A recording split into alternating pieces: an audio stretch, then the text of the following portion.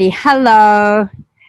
Um, so nice to see everybody's faces. And as I was saying to our facilitators who we led into the room a little earlier, and to our guest speaker, Professor Vitale, welcome to the Dear Evanston Racial Justice Book Group.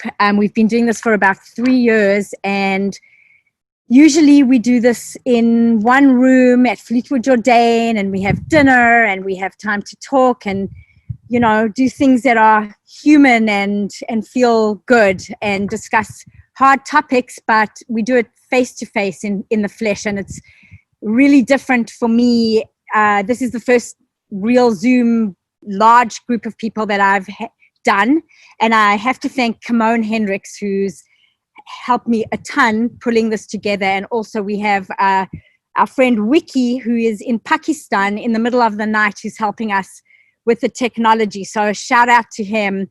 The topic that we're talking about tonight, about policing, the end of policing, defunding the police, reallocating funding from the police, is a major topic that, you know, right here in Evanston has just been front and center for the last pretty much since May, I would say, since George Floyd's murder. And there's been so much work around it, and so many young people, and I have to shout out the young people at Evanston Fight for Black Lives, who really put this on the front burner. And they are really single-handedly, that group has made these discussions come to the fore. I want to thank Leslie Williams, who always puts together great discussion guides for all of from the very beginning. She puts the discussion guides together. And I want to thank Shelley Sutherland, whose idea it was to do this book. I really also want to thank Professor Vitale for taking the time out to join us. And to all of the amazing people who have agreed to be facilitators tonight and take time out. Kevin Brown, Rena Campbell, Gilo Kwesi Cornell Logan, Gail Schechter, Tony Sims, Betsy Wilson, and Leslie and Shelley. So thank you guys all. Thank you, Nina. Thanks for doing this. I think it's so important, and I really appreciate it, and all the hard work you do and with Dear Evanston. So I just wanted to say a few things. When I first heard the phrase defund the police, it sounded like a problem, a response to a problem that many of us have been aware of for a long time, but still for me, it raised so many questions in terms of what it meant, how it could be implemented, and what would take its place. I also watched as a fair amount of other knee-jerk, fearful, negative responses from many other white people to the phrase defund the police. So I've learned enough, at least I hope, to know that when something pulls me up short like that, it's time for me to stop, to listen openly and well, and to dig deeper. So I did. I looked for resources. I talked to people from a lot of different perspectives. And I heard a reaction from the Black people I knew, and it was a very strong and sort of opposite reaction. So just, if I can sum it up, it was basically, yes, and why has it taken so long for you to get here? So I was so glad to find Alex Vitale's book, The End of Policing, which is from 2017, but still feels so relevant and timely. And it makes such a strong case for understanding and implementing defunding the police. So Nina was kind enough to listen to my suggestion that we do a virtual book discussion, which we haven't done before in Dear Evanston, on this profoundly important book. So I'm really thrilled to introduce the author, Professor Alex S. Vitale. He is a professor of sociology and coordinator of the Policing and Social Justice Project at Brooklyn College, and also a visiting professor at London South Bank University. He is really an expert in the field. He spent the last 30 years writing about policing. He consults with police departments and human rights organizations around the world.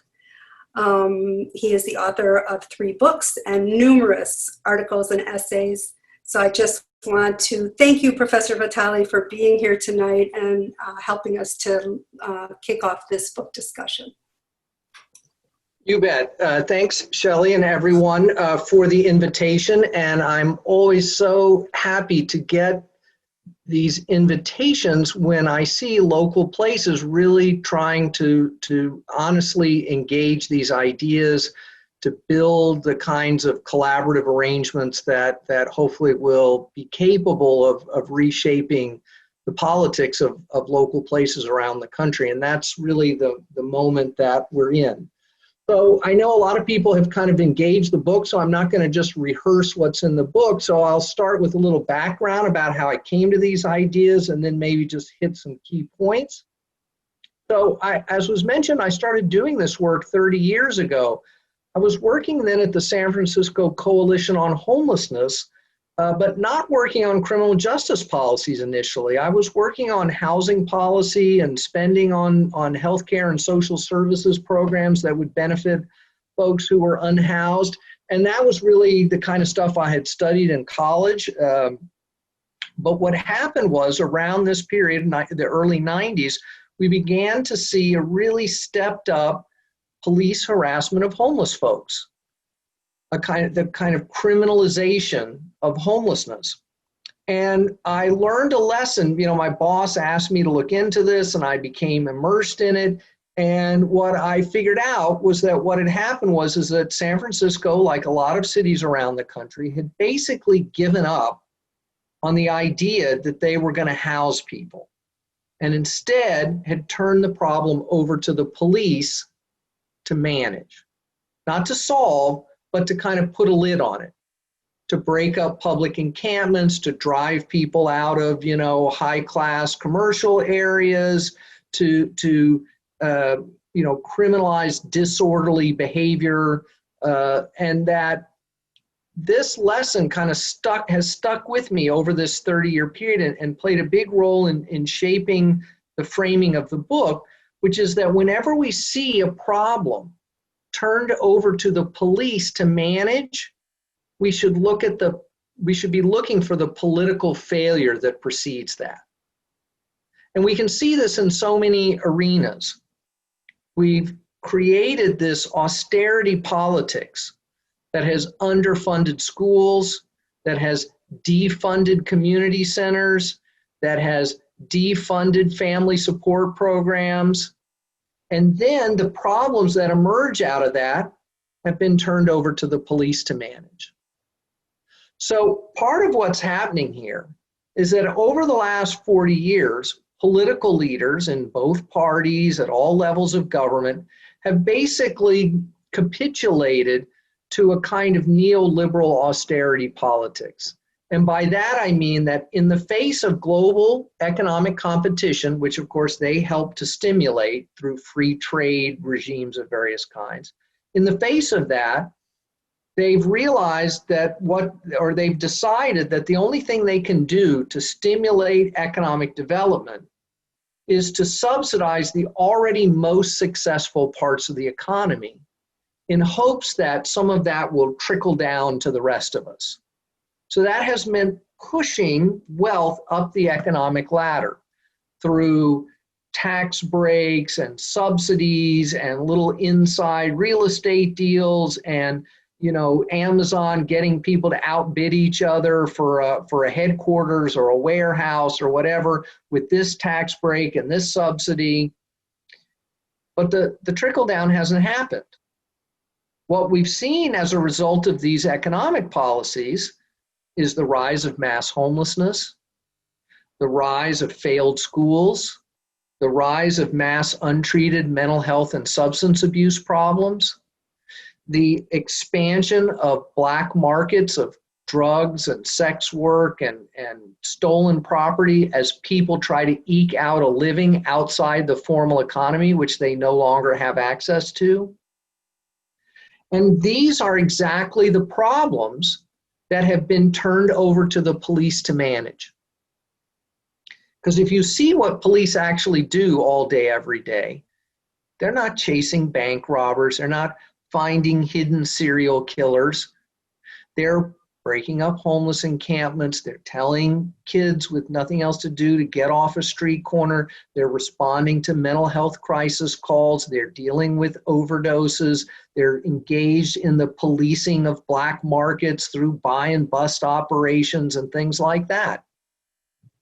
And then when those problems are turned over to police, that means there's going to be violence and there's going to be racially disparate outcomes. Because the reality is that the United States is deeply racially divided. And as a result of this profound inequality, there are more problems in black communities than there are in white communities in the aggregate. And forces on the right say, the police aren't racist, they just go where the crime is. But this is a twisting of the whole dynamic because in part that system of policing has helped to create these impoverished, underserved communities. How? In part through the decision to treat the problems of those communities as problems to be solved by policing.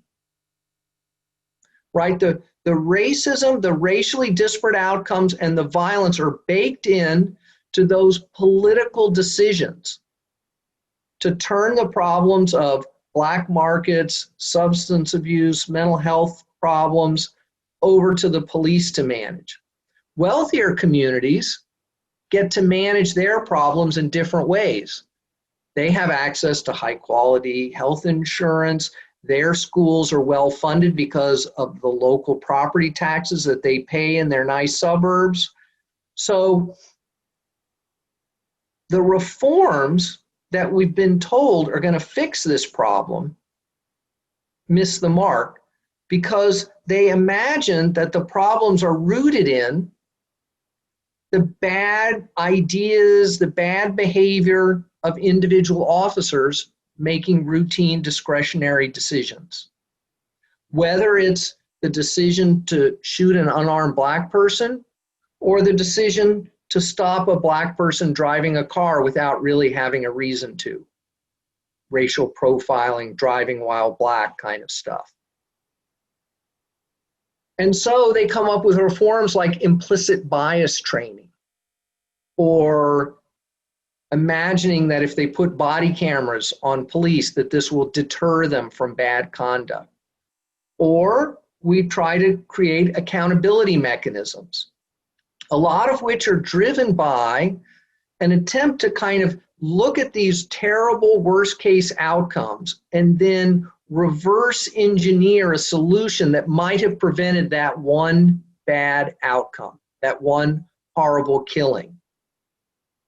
But what this misses is the way in which everyday, lawful, procedurally proper policing still reproduces profound racial and class inequalities in American society. A totally lawful, procedurally proper, properly executed low-level drug arrest is still going to ruin some young person's life for no good reason. We've had this war on drugs for 40, 50 years. No lives have been saved. Anybody can get any kind of drugs they want. And the racially disparate outcomes and the unjustness of it cannot be fixed by giving narcotics units anti-bias training. We've got to get rid of the war on drugs, which has always been at root a racist project that has never been implemented equitably because it was never designed to be so. It was created to get white voters to vote for politicians through a very thinly veiled racist rhetoric about drug dealers and drug cartels and gangbangers and super predators. Other places have tried to get the police out of the drug business, and the results have been very positive. In fact, Nixon, who's responsible for the modern federal war on drugs, his own advisors on actual health matters were for drug legalization. Portugal has decriminalized all drugs, completely removing police from the scenario and turning it instead over to public health authorities. And the results have been very positive. Overdose rates have declined, transmission of communicable diseases have declined, usage rates have declined, and civilization did not collapse. It was okay. And if we think, well, we need the police to signal that drugs are wrong, well, then we're making a huge mistake, especially in communities of color, because when have the police ever been, through their actions, the true protectors of the African American community? And the answer is never. I'm concerned for my own kids' safety, but I don't think the problem should be turned over to the police to manage. It's a public health issue, and it's an issue for our family to manage. And when we turn that problem over to the police, there's going to be violence and there's going to be racism. And if we don't want those things, we should quit pretending that we can fix it by throwing a couple of cops in jail or giving them anti-bias training. Because the research shows none of these things make any difference, even when fully implemented. And I understand the profound desire to latch on to concrete reforms that we might be capable of winning. And I think that's part of what drives this, is that we've been told for so long that we don't have the political power to get what we want. That the only thing we can have to address our problems is more police, and then we try to use our limited political power to make them a little nicer. But we're not in that moment anymore. Now we're in a moment to ask for what we really want, what we think will actually make our communities healthier, safer, and more resilient, more sustainable, more just. And that's not some little tweaks to how the police do their business. It's actually getting community-based mental health services. It's actually fixing the problems in our schools, bringing back counselors, bringing back high-quality after-school programs. It's about creating community-based strategies for reducing violence in the home, in the community, among young people. It's about mobilizing public health resources to help build communities up and repair harms instead of constantly tearing people down through harassment, criminalization, and violence. So again, I'm really pleased that you've taken some time to look at the book and hopefully also engage a lot of the other writings that are occurring about these important ideas. And I look forward to seeing great things coming out of Evanston. Thank you. I hope you all have good discussions, and we'll see you back in about 45 minutes. Okay, hi everybody. And so I will start, I'll go maybe alphabetically and start with Kevin Brown's group, if somebody wants to talk about their experience and their discussion. How about Sherry? I had to unmute. Okay. Well, we had a lot of ideas. It was actually a thrilling conversation, I thought. And, you know, what I heard was suggestions for changes that need to come from top down. So really the people in position of power in Evanston needing to make decisions for the police department. Like, you are no longer going to do this. But at the same time, we also had a great conversation about what can happen in our little neighborhoods and coming together into little pods where we discuss and decide how are we going to take care of our own neighborhood and how can we be in touch with each other and have a neighborhood presence as a group so that there are other options than calling 911.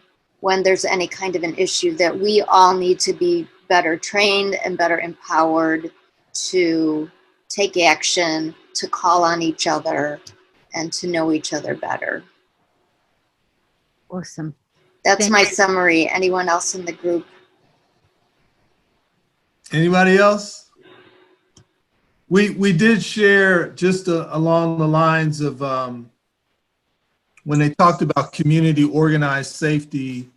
We shared, well, not we. I shared about the Black Male Alliance and how we recently formed and held a night walk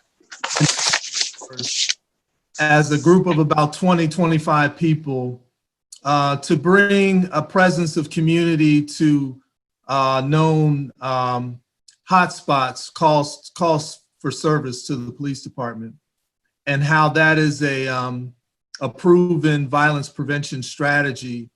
So more things like that are helpful to facilitating community.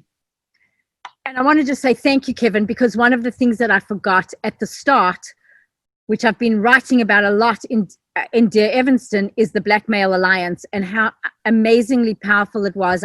Kevin emceed it, but the speakers were all so powerful in their own ways, talking about anti-racism, white supremacy, gun violence, and policing. And so I really think everybody should support, in one way or another, the Black Male Alliance. So, Rena Campbell. I'm going to turn it over to Kristen White, who is our volunteer recorder and reporter. So I think we got to 2 questions. And in terms of the shocking anecdote or sort of something of note, I think what several of us talked about was what we see in the media about policing and the reality of most police never pull their guns or shoot their guns, and most of their time is spent on enforcing small infractions that are really about issues of poverty, homelessness, mental health. And we just talked about that. So that was one thing. And then talking about how as communities, we confuse safety for enforcement of laws, and that they are not the same thing. And that, the key takeaway from the book really being that policing comes out of enforcing resistance to racial and economic inequality that's inherent and sort of structural in this country. And then Rena asked me to talk about specifically, so my daughter is, you need to wait just a minute. I'm in front of a room full of like 30 people. Can you wait? Can you wait, please? Thank you. Sorry. I had a little parenting moment there.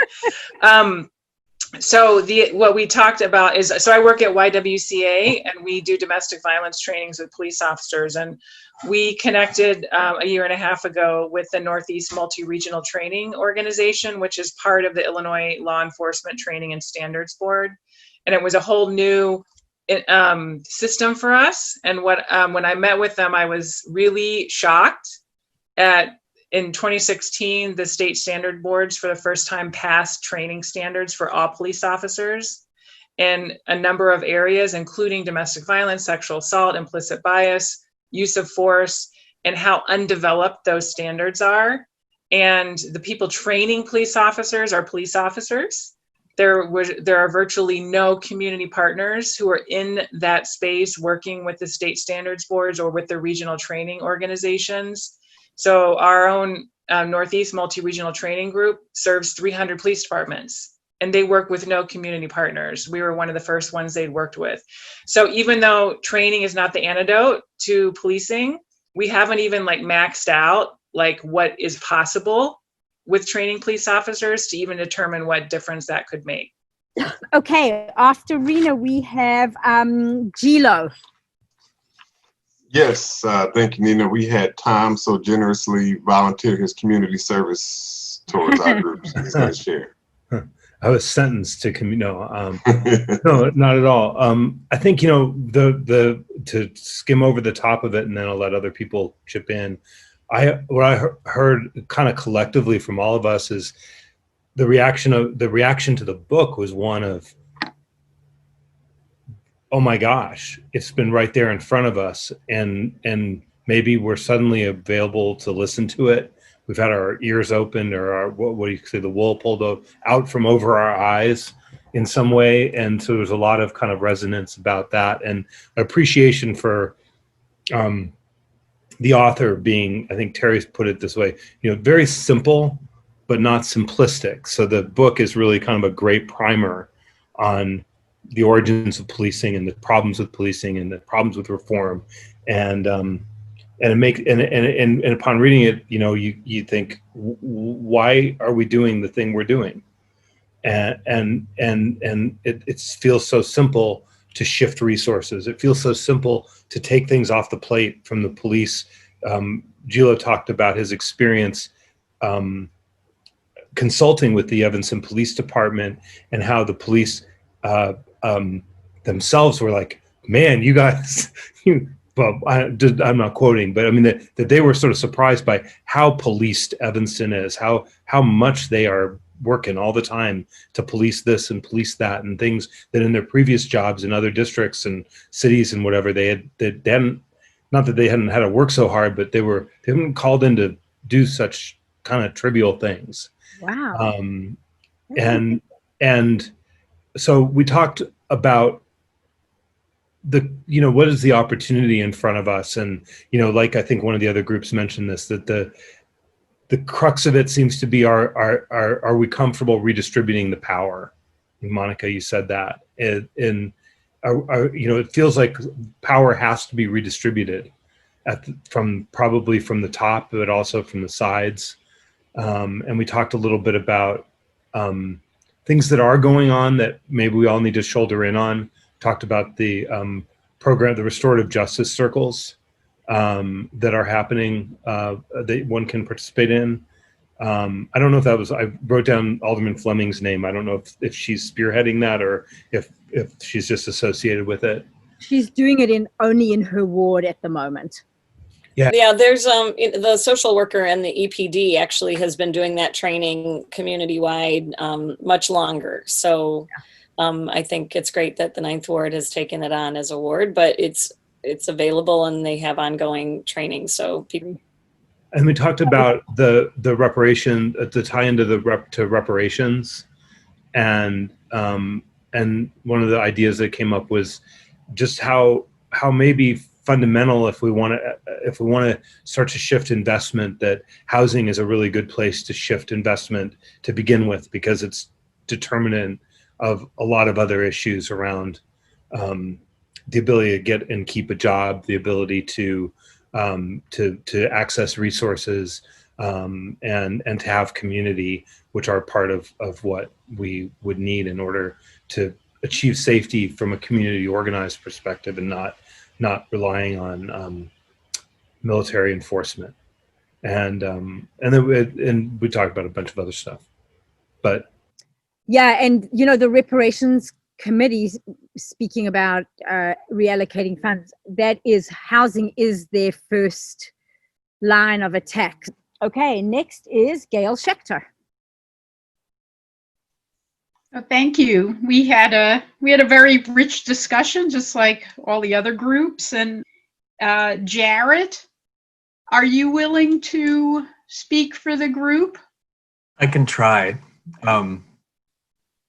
We did have a very rich discussion, and I'm trying to think back. Let's see. At the beginning, we were asked, what surprised us about the book, and one of our members talked about the connection between the testing craze in schools, and the connection between that and school resource officers, and how students who can bring down the testing scores in a school can tend to be targeted as problem students. And this led to a larger discussion about anti-racist work, the fact that to commit to anti-racist work is to commit to work that never ends, because like a Russian doll, there's always another revelation, or there's always something we didn't consider. And when we talk about that particular example, it led me to realize just how intertwined so many systems of injustice are. I personally hate standardized testing, and I hate the idea of school resource officers, and I hate the way that it funnels these babies into the school, into prisons, into the incarceral state. I'd never considered the connection between the two. And we talked a lot really about, those systems that for example,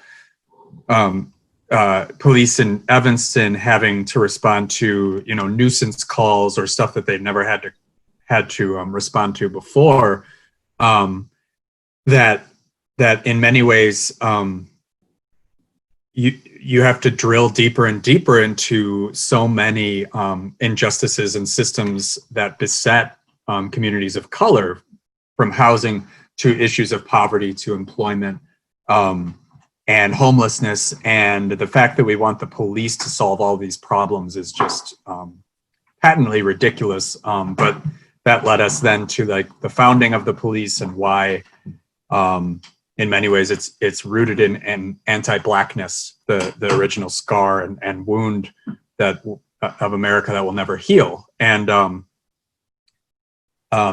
in some ways that makes policing just sort of incompatible with the peaceful communities that we want.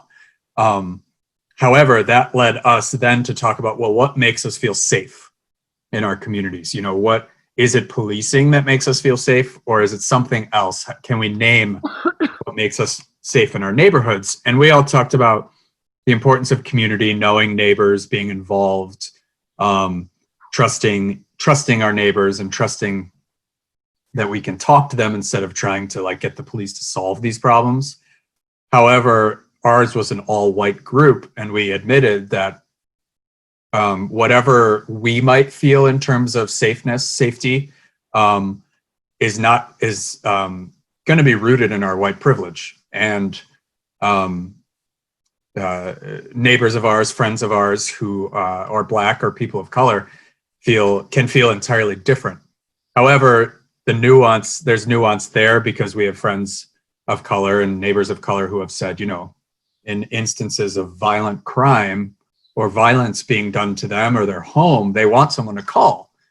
And so maybe there is a place for police, but not in the current incarnation that is like rocking communities all over the country. So yeah, it was wide ranging and really rooted in talking about systems and the system of policing and how it intertwines with all the other systems of oppression and injustice.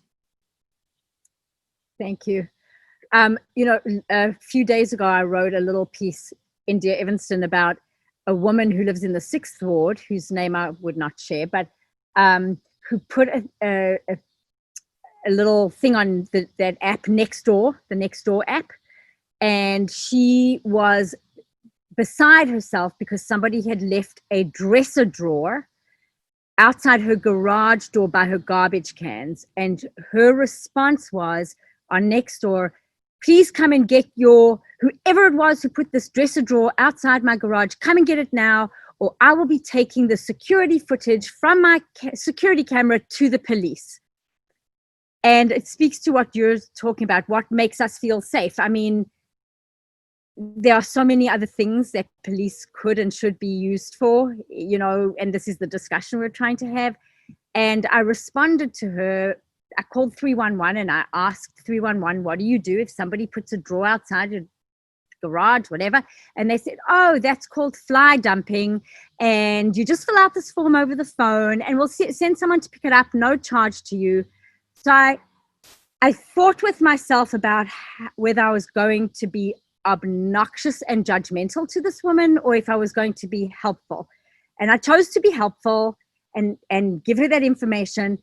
And I think that so much of it is white people especially are so programmed to, if anything is out of order, the leaf blower, the lawn mower, the drawer outside your garage, you call 911. And it's sort of trying to untrain us to really think about what is policing and what is community. And what I said to her on my Nextdoor thing was, please, before you call 911, think about 311 and think about ways that you can solve this as a community, as a person, not as a policing issue. It seemed so absurd to me, but I think that it pointed out to me that there are so many people who are very, very far from even thinking about the changes that need to be made. So thank you for that. Okay, next we have Tony Sims. Hello, Maria, are you ready? Yes, I am the avid note taker. It's how I stay engaged. So let me look. Tony also started with asking us about what surprised us or stuck out most, and various reactions. The origins of policing, over policing in schools with school resource officers, the militarization of policing with equipment being given to police departments, being surprised again and again and again by various things in the book, and what kinds of behavior became criminalized, and how criminalization becomes a kind of form of social control of different behaviors. We didn't talk about the broken window model, but that's certainly part of that. And then just talked about how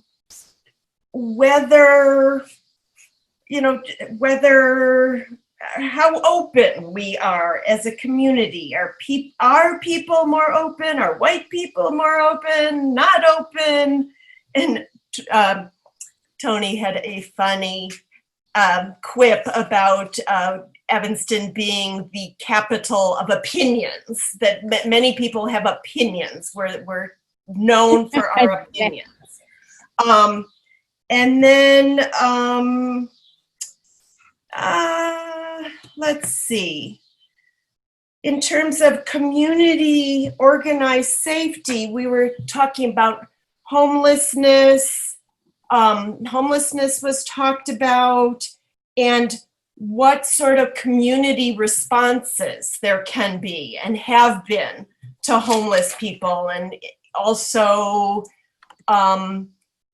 when during the pandemic, that suddenly there was money available to house people, and how wonderful that was. And, is that gonna be off the table now? And, but housing people certainly helps people be stable and safe, and etc.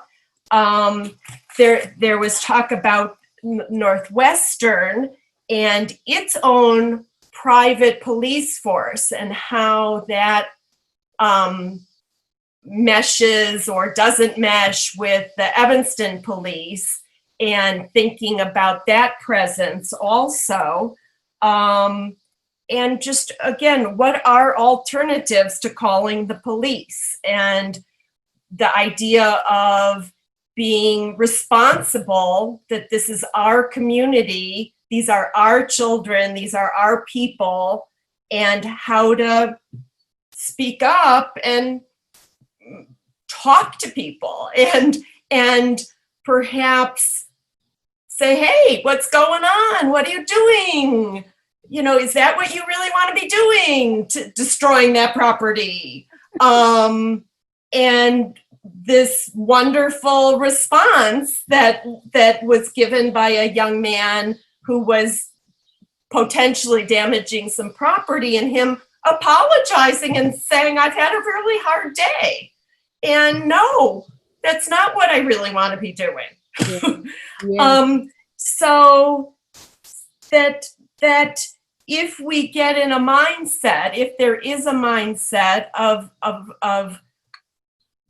reaching out, that potentially on, on a one-on-one or on a human level versus going to directly to the authorities, that could do a lot of good. And that this whole idea of othering people or othering children or othering adults, that these are our community members, so that to try and get that be part of our mentality. Let's see, is there anything else? Oh,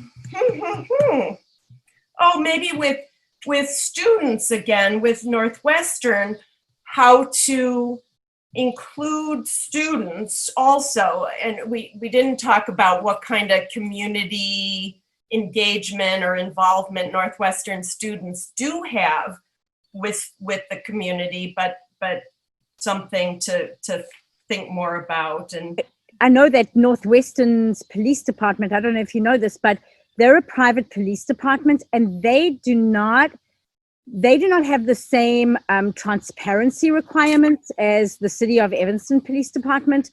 So they don't have to release certain information when they arrest somebody, but they have the same ability to arrest anybody. It doesn't have to be just at Northwestern. They can police the whole of Evanston.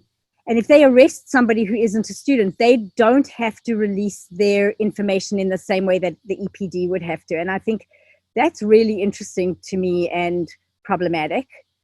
And then another thing to your point about just talking to people, I think a huge issue, and it comes back to this on everything, is how segregated our community is, wealth-wise and race-wise. And that's more often than not, we're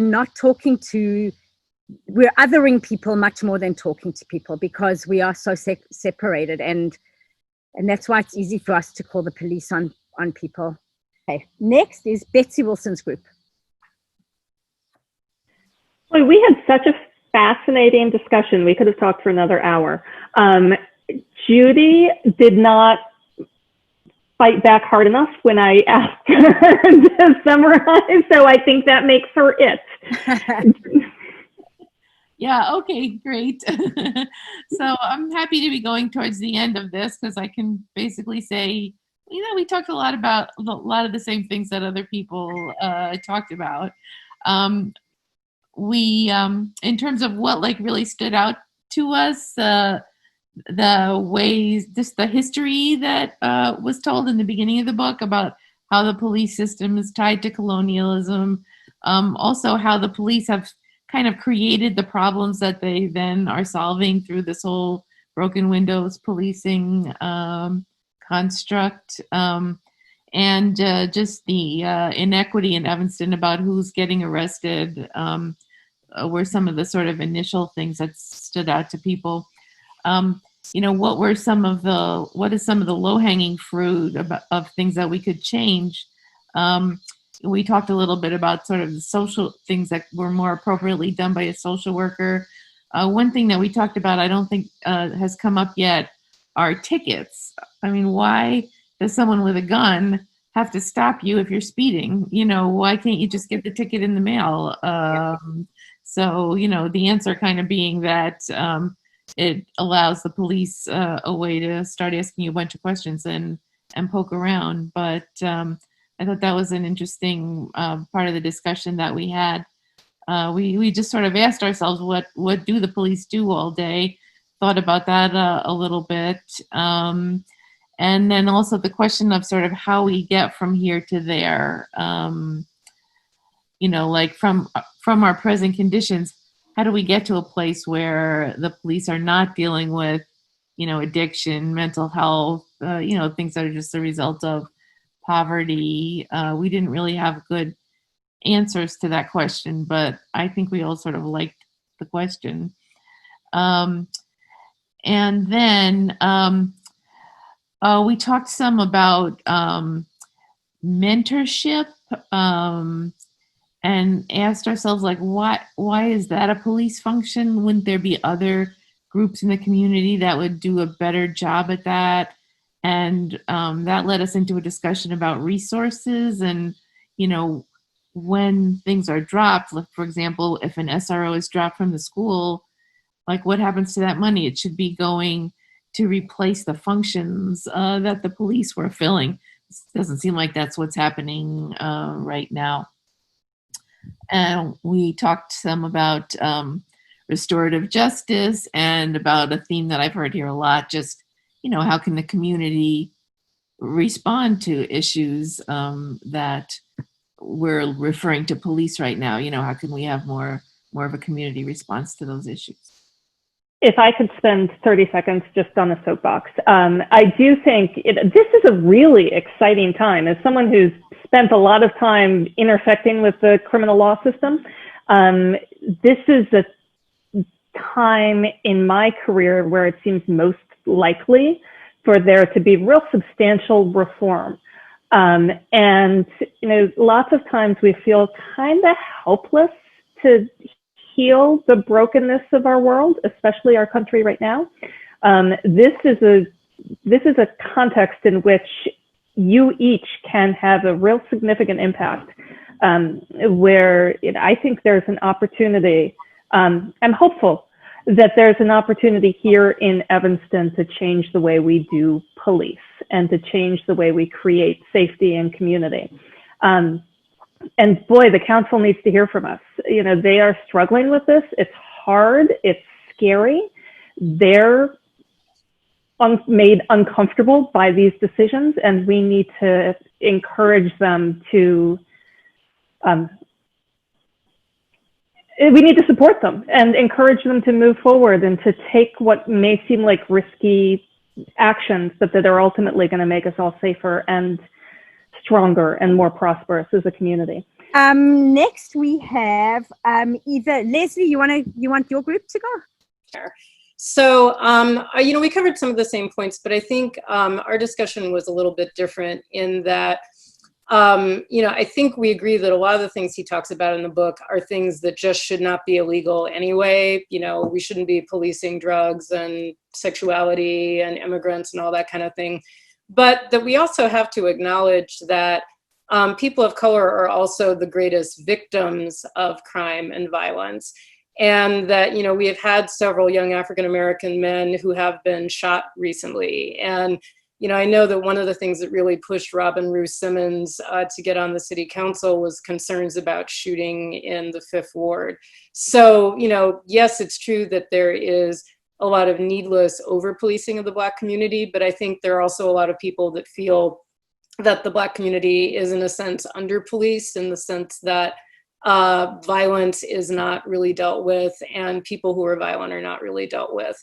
And that, a lot of what he's talking about are long-term solutions, but we do have to deal with violence in communities in the present and figure out really specific ways to do that are equitable. And so, we talked a little bit about, different strategies. We talked about just the question of crime and safety and what we mean by safety and what we mean by crime. So, if we say that there's more crime in Evanston than, say, Winnetka, do we really think there's less drug use in Winnetka than in Evanston? Probably not. But why is Winnetka different from Evanston? Someone pointed out, not just social services, but employment, capital, jobs, the fact that because of property values, the schools have so many more resources. So we're really looking at, this whole system of structural and economic racism that goes back very far. And the question is not just, do we abolish policing? The question is really, do we abolish structural racism? How do we abolish structural racism? So other things that people brought up, there was also the question of the role of criticizing the police as an institution as opposed to criticizing or demonizing individual police officers, and recognizing that there are a lot of police officers in our community that do really care, that are extremely well-intentioned. But, the question is, I think somebody else mentioned this as well, even if someone is individually a really great police officer, It's not the same as having a master's in social work. I mean, the training you get as a police officer is not really the same as a social worker's training. And there's also the power differential. So, you know, someone else in the previous group mentioned mentoring. So yes, it is maybe theoretically wonderful that police do mentor young people and do come out and play games with them at the park and get involved in community activities. But does that need to be somebody who has a gun? And does that need to be somebody who has the power to arrest you? And is there maybe another way? We talked about, is there another system that could be used to provide that type of mentoring that is not actually within the police department? But we also mentioned that, you know, a couple things that Vitale doesn't mention. He doesn't mention gun control. He doesn't mention the entire issue of the number of guns in a community. So for example, when he says that traffic stops would be safer if police were not armed because they're safer in England, England has a lot fewer guns on the street than the United States does. So, you know, that's definitely another part of this that has to be talked about. But, you know, I think we agree that, you know, there are too many encounters with police that do not need to happen. There are too many things that police are being called on to do that would be better done by other organizations. And we talked a little bit about, you know, there's the issue of crime solving and prevention, but then after crimes have been committed, how can neighborhoods and communities do more in the way of restorative justice, and also reducing the militarism of the policing. And I would also just like to say that it was really wonderful to see so many librarians on this call. So shout out to Jared and Rachel and Shelley. And Rachel, being an excellent librarian, in addition to providing us some crime statistics, I posted, and I'll post in the chat again, talking about community solutions. The organization My Block, My Hood in Chicago is giving out peace grants to help any person or block or organization to find creative solutions to curbing violence within their communities. So that's Chicago, but there's no reason that Evanston can't be doing something similar, to think of ways other than policing that local communities can do to prevent violence in their communities. Last but not least is Shelley. Thanks, Nina, and thanks to all the other groups for such great ideas. We had similar discussion. So many things came up. I'll try to be short because I see we're a little short on time. Just that knowing the history of policing is really important, and that a lot of us know it badly or wrongly. So that's important to know going forward, and other people need to know this too. The idea of instilling fear as a like in when talking to police officers and police groups, talking to school officers and saying, well, your school could become Columbine, so you need to be armed and ready, kind of thing. So using fear to sort of to kind of justify the level of policing. People, I think, really bought into the arguments in the book and thought they were very well made. Liked the idea of the fact that it seems like reforms maybe aren't working and we do need to take a different tack. And sort of at the end of each chapter, how he offers, you know, solutions. Granted, they're long-term, but solutions to, you know, to managing transformation. But it's going to take a lot of public policy change, cultural shifting. Defunding the police means defunding the police and refunding with those funds the organizations and the communities and community leaders that can handle some of the things that the police are handling now. Difference between how the white perspective on the police, looking at us as looking at police from a white perspective is very different. We look at it as, you know, the Mr. Rogers community helper. We have limited experience with the police, basically probably just traffic stops was our group's sense of when we see the police. let's see. There was some hopefulness, I feel like, from our group, that we know that there are no police or community leaders here today at this discussion, but that we're hearing from people, from community leaders and organizations, that they're open in Evanston to possibly making some refunding changes. And that was, that it feels like with reparations, like maybe Evanston itself is poised as a place with lots of good community organizations, the Moran Center, YWCA, et cetera, that we are ready to ramp up our social services, our community services, so we could maybe become a pilot for how this could look, similar to the way we did with reparations. Thanks, Shelley.